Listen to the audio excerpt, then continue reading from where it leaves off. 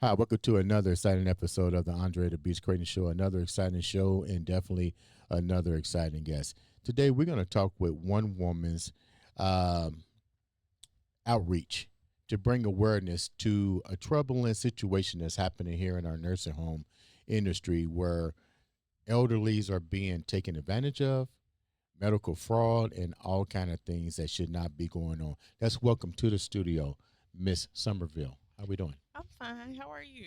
I'm doing great. Thanks for coming into the show. Why you bring into the show awareness of something that has been brought to your attention? Tell me a little bit about what just happened. So it was actually around August of 2024. I started working in the facility in about July of 2024. And what had happened was I was dealing with a resident that was sexually harassing me. It began as words and then it kind of changed to physical assault of the sexual nature. You said a resident Yes, a resident. at a nursing home. Can you tell what the nursing home is? The nursing home is a residential care facility for the elders in Southport, Indiana. When you don't, I'm not laughing at you. I just find it crazy. I worked at a nursing home as an activities director, and I know some of them can be kind of crazy, but you have a senior citizen at this residence that's sexually harassing you? Yes, it's 55, a senior citizen. No, he's still young. When you Yeah. say sexual harassment, how did all that even start? Well, it just started when I began working in the nursing home. I believe one of the times he had, if you want me to go into detail, Yeah, go into detail. well, he had, I believe that he was struggling to pass urine because he had a catheter in and he was laying in supine position. And I asked him if he was struggling. He told me yes, he was. And he said, press down on this. And I can only say so much, you know. Keep the microphone to you I so I can can hear only you. say so much without violating HIPAA, you know what I'm saying. But it turned out that what I was pressing down on was his reproductive organ and not where his bladder was. And I thought it was where his bladder was, but it was not. And I found that out from one of my coworkers. And also, he would touch me, poke and prod in areas that were my private areas. You know, I reported that to the staff on multiple occasions, and they would tell me that it was the resident's right to do such things. So it eventually ended up getting to the point where he would ask me if I reported it. And, you know, I would tell him no because I really didn't think that it was his business if I reported how he was harassing me. And he told me what happens in his room stays in his room, and it is in between him and the aide that's assisting him. And that he told the other staff that he didn't give a damn, you know. So Without violating to the best of your ability, why was he there? Was this long term care for him? I do believe it's a long term care facility. That's what I'm gonna Okay, say. so So he was there for long term care. I do believe so. So I can't help me understand, how did he become, how does a man just all of a sudden just decide that he's going to poke you in inappropriate areas? Well, I don't think that he overtly on that day or with me decided that he was going to poke me in certain areas. I think that it was something that was allowed, and by allowed, I do mean tolerated and not interrupted by So you staff. wasn't the only one that reported this situation. No, not at all. So it was going, other women were also being subjected to this one particular person, or was these multiple individuals? I can speak on that one particular person.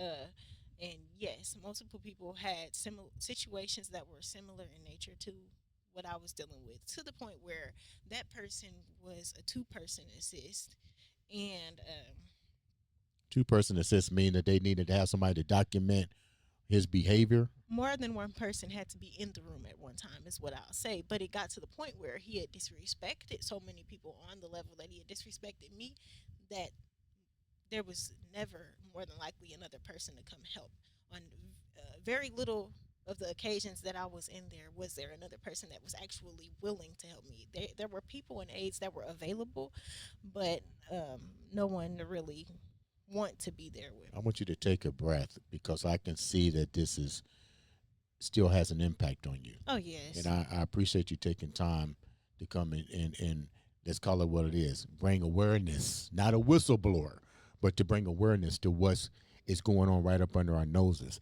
What I can't understand is how can a director, even though information was provided on this particular patient, and it's clear that he may or she may not be the only ones that have been doing this, that they haven't said anything or done anything to protect not even the staff, but the patients themselves. It's not what they are supposed to do. That's what I'll say, and it's not what's legal to do. So So you mean neglect. so you Yeah. mean to tell me I get it that they have rights, but the rights to violate somebody else's right, even if you're the caretaker, has its limitations. You're trying to tell me you guys basically don't have no limitations. They can do whatever the heck they want to do. They can touch you wherever they want to touch you, Oh, and they're protected.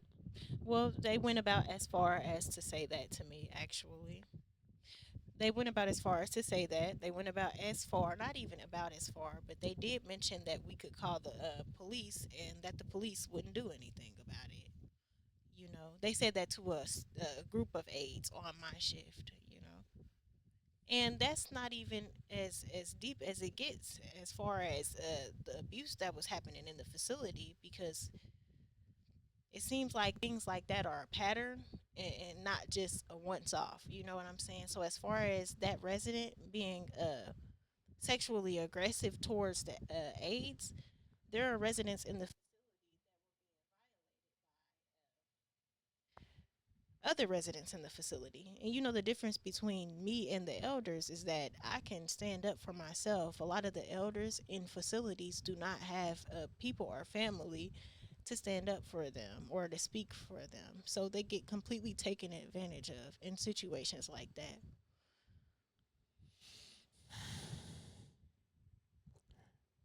And this just happened recently. It began in August of 2024, is about when I was let go from the job, excuse me, suspended from the job after having reported not only that, but reported a resident a resident's abuse. They got rid of me within 15 minutes of a resident, excuse me, 30 minutes of a resident reporting abuse to me. You had to be able to read the documentations as why you was being released, correct? Yes. Well, I asked for documentation while they were verbally suspending me, and they denied me documentation. One of the workers said that they had done that hundreds of times and that they didn't have to give me documentation, which that was a lie. But Okay, so this is my question. Like, and I'm so sorry that took place. That should not have happened to you in any type of situation, regardless of jobs, especially in this situation where you're taking care of the elderly, and let's call it what it is. You still have rights that they will let you go and not provide you documentation. How many times did you report these things happening to the director? And when this is a two-part question. The second part of the question is, once you reported it to whoever your director was at that time, and you saw that enough time had elapsed and nothing was being done about it, did you have the option or did they provide you additional resources to go over that person's head and go to the general managers? I had reported it around 5 times before I actually reported it to the EEOC and stepped outside of the company because nothing was being done. Um, and your second question, well, I never got additional resources from them. I believe that was your second question. Yeah. I had never gotten additional So you never went resources from above the them. director of the facility itself. Well, listen, as I was speaking to my coworkers, which is completely legal, speaking to your coworkers about what's happening inside of the facility when it comes to your rights being violated, I was speaking to my coworkers and I was also speaking to residents about what was happening to me. And the culture of the facility when it comes to sexual harassment. And they began telling me how there was another resident in 2022 named Patricia Noonan that had been raped and smothered to her death. She was an 85-year-old hospice patient. Whoa, Oh whoa, yeah. whoa! Wait a minute. An 85-year-old hospice patient. That means they're getting ready to die. Oh, transitioning. Yeah, Yes. and she was raped. Raped and smothered to her death by a 45-year-old Dwayne Freeman. He was a drunkard. These were residents of the Facility. facility Hmm. that came from his room to another person's room, raped her, smothered her, and nothing was ever. Oh no, he's in prison.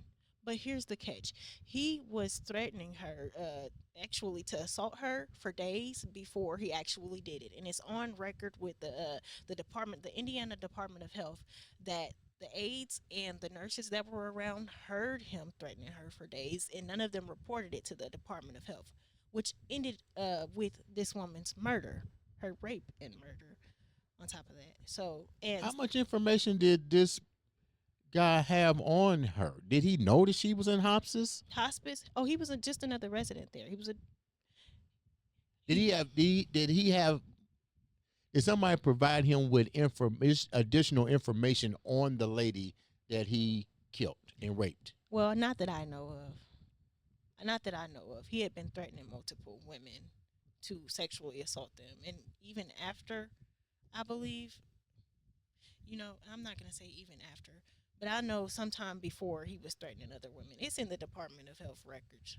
Are some of these patients that are in these facilities, do they have mental issues? Yes, and I want to get this little tab bit out here. There's an evaluation, called PASR, and what that evaluation does is it separates mentally ill people from elders that actually need palliative care or are transitioning. Mhm. And the only loophole through the PASR evaluation is dementia and Alzheimer's. So, what a doctor can do is diagnose someone with unspecified dementia and Alzheimer's, which is a load of crap. And I can say that. That's just my opinion.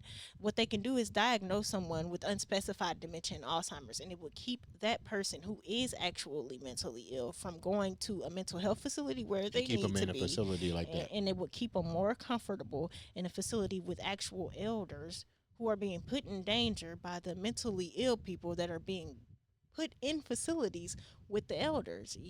So But we got doctors that are wrongfully or willfully violating certain acts to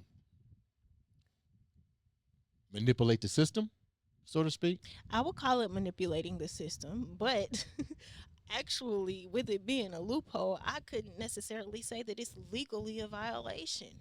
If unspecified dementia and Alzheimer's is just the doctor saying they can't put a finger on it, it's up in the air. But would I say manipulating? Yes, definitely. Let's go back to you real quick.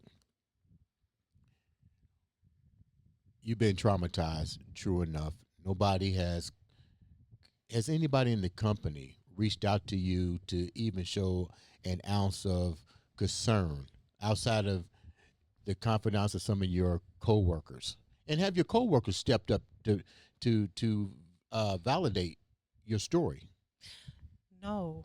Um, I as far as my coworkers, it's not likely that I don't keep in contact with a lot of people. You know what I'm saying? And it's less likely they're going to say anything because they don't want to lose their job. No, no, they don't want to lose their job. And I took that Hold on one second. We got some. We got interference. Is it my microphone?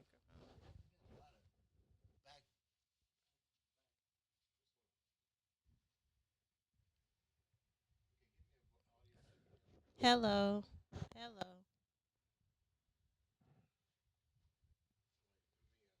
I was feeling like maybe it was the air ducts and I should scoot up.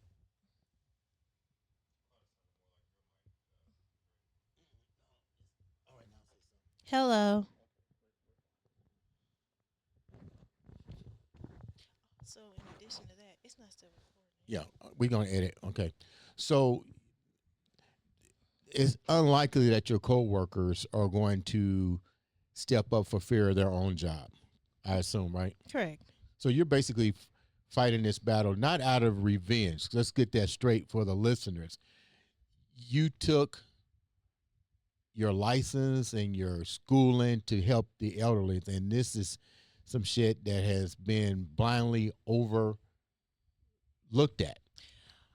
It's been so overlooked that aside of myself, because I know you want to talk about me, and I care about myself, but as I said, the elders are the ones that don't have anyone to step in and Right. defend them. So my concern has been with the elders, and my concern has been with the fact that I went through the Department of Health records, and as I said, they're legally, excuse me, as I said previously, they're legally required to notify the Department of Health and the police department when elder abuse or a report of elder abuse or a suspicion of elder abuse has happened.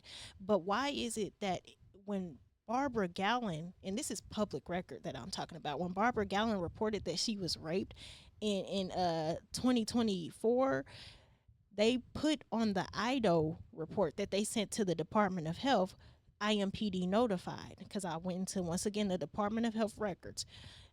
They put that they notified the IMPD on it. So, of course, I went to the IMPD public records and requested the report that it said that was there, and there was no report of her rape to the IMPD. All I got from the IMPD was a call for service, which is not a police report. It just says that a phone call was made. Phone call was made. Dispatch was called, okay? And on the call for service report section, it said that the complainant called the police, but and the complainant called the police and asked to speak to the staff herself, asked to speak to the police herself, but the staff interfered and said that they had already spoken to the police, but no cats to this address recently.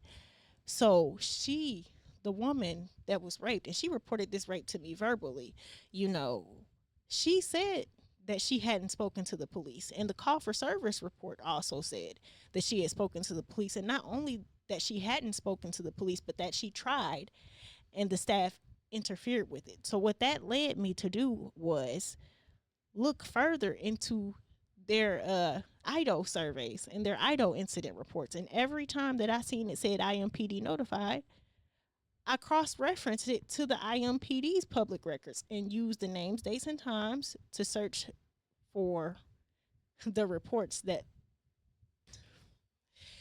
and you can bet I went through 10 of them just about that said IMPD notified. And I have a stamped and sealed document from the IMPD that says that they were not notified of any of that. And the big deal about that is that's up to a $200,000 fine for each time that they haven't reported the abuse that has been happening to the residents to the police. And in addition to that, the Department of Health survey, which comes back in response to the incident reports that the nursing home sends to the Department of Health, the surveys say no incidents related to the allegations cited when it comes to this woman's rape. So not only did the facility ignore it, the Department of Health also ignored it. In addition to that. So what about her family? Let me tell you this too. She recently passed away. Mm-hmm. Do you know who else recently passed away? Timothy. Can you edit that part out? Yeah. I found out that the resident that was sexually assaulting me also passed away. Mysteriously? Mysteriously. Also mysteriously, the resident that had gotten reported rape to me, passed away. Mysteriously. And what time frame from each other, roughly? I believe that the resident that had assaulted me passed away earlier this year. The resident that was assaulted by another resident passed away. Maybe it's been a couple of months. I'm not too sure, but I know I've been searching for an obituary for her. I can't find an obituary for this. I can't find an obituary for her, so I'm not quite sure when she passed away. But, when she reported those things to me, she also reported that she had not had her medicine in 3 days. And I'm talking about narcotics, possibly. So she was having withdrawals from that. And, you know, it's crazy. It really is. But, You mentioned fraud.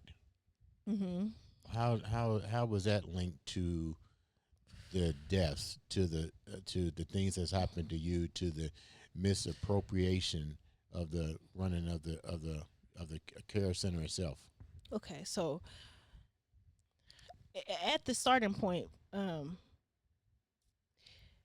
me reporting resident abuse as an aide, because that's what I was, a certified nurse aide. Me reporting resident abuse is not only my right as an aide, but it's what's expected to me. I can lose my license and my job for not reporting resident abuse or misappropriation, as you Mm-hmm. said. And the way that the Medicaid fraud comes in is that it is Medicaid fraud to abuse residents or neglect residents in a facility that accepts Medicaid as a form of payment for the residents that are staying there. So when you're telling me that residents are reporting abuse and you're reporting it to the Department of Health but not reporting it to the police when you're legally required to, or it's up to a $200,000 fine and your admission fees for the residents that come, that's Medicaid fraud, and up to $200,000 for one incident. So if I go through 60 surveys and I find 10, 2 times 10 is 20, so that would make it $2 million in possible Medicaid fraud fees. That's crazy. It is. But let me ask a question before we wrap up. You're not the only one that does this for a living. So my question is, this can't be an isolated incident. So this is a hypothetical question. Why isn't other individuals that do what you do reporting this? And I'm going to tell you where I'm going with this, because I worked. Remember what I told you when you came on here? I also worked in a nursing home. I walked in as an activities director. So you know what activities director's Yes. job is. Yes. So my job is to know all the patients.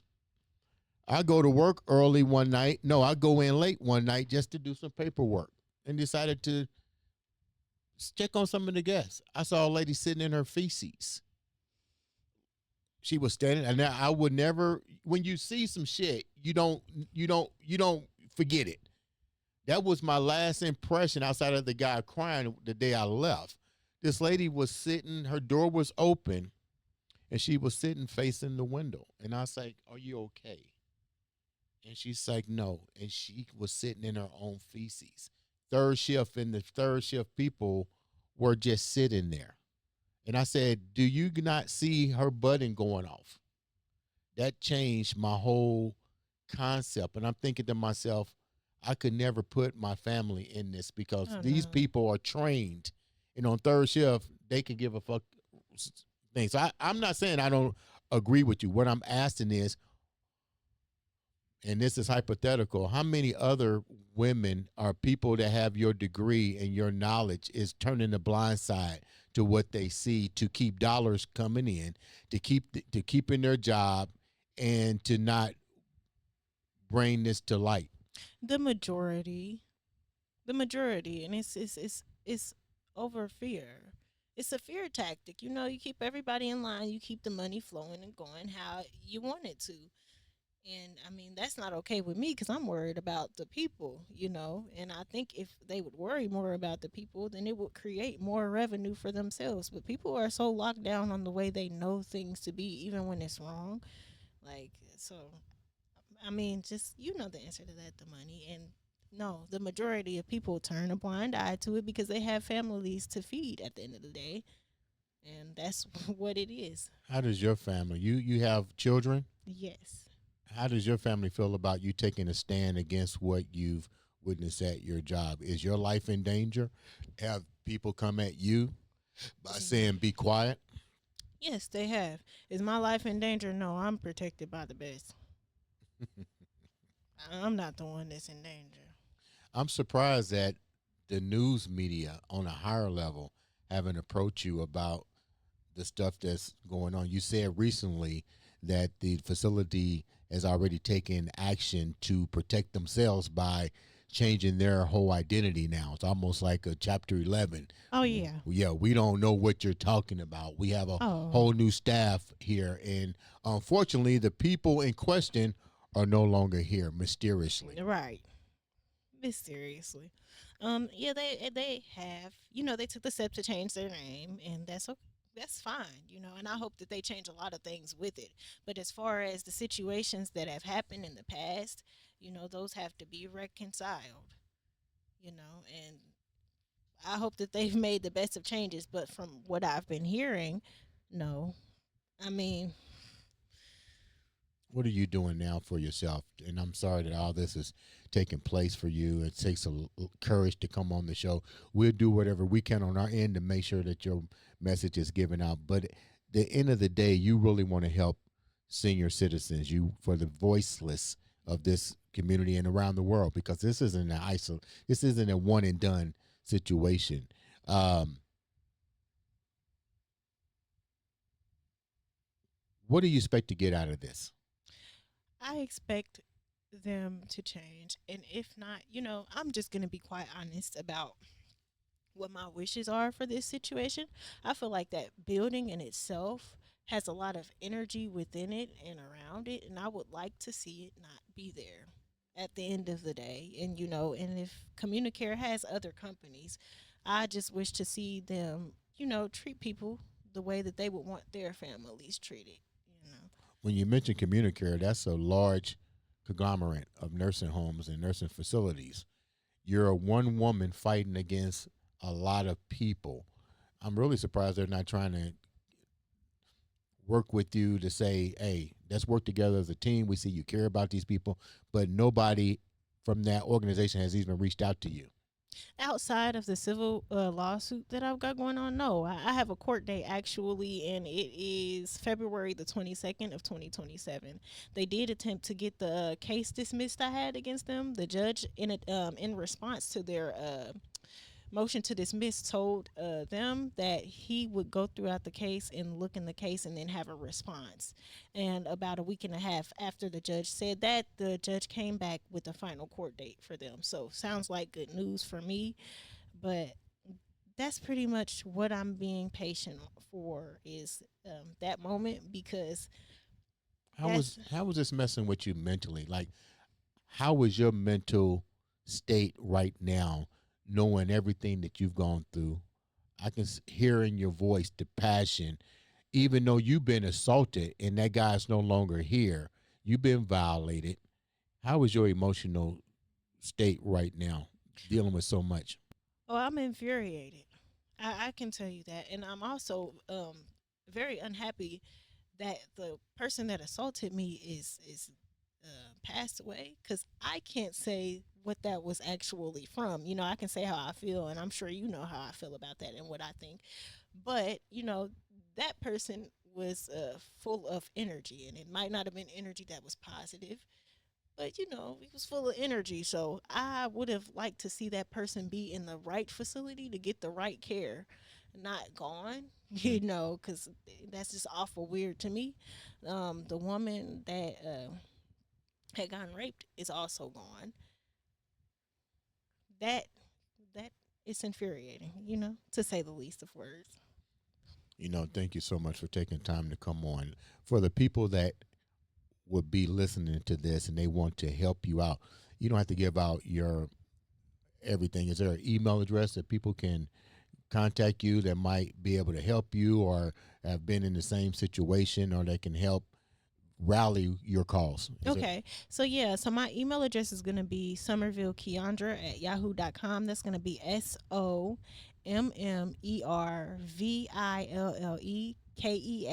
SOMMERVILLEKEANDRA at Yahoo.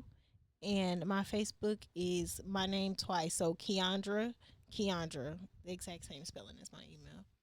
Thank you so much for taking time to come on the show. No We're problem. going to definitely try to get this out. We wish you the best. Stay strong. I like the fact that you got that beast mindset, and that more importantly, that you're taking a stance even during adversity.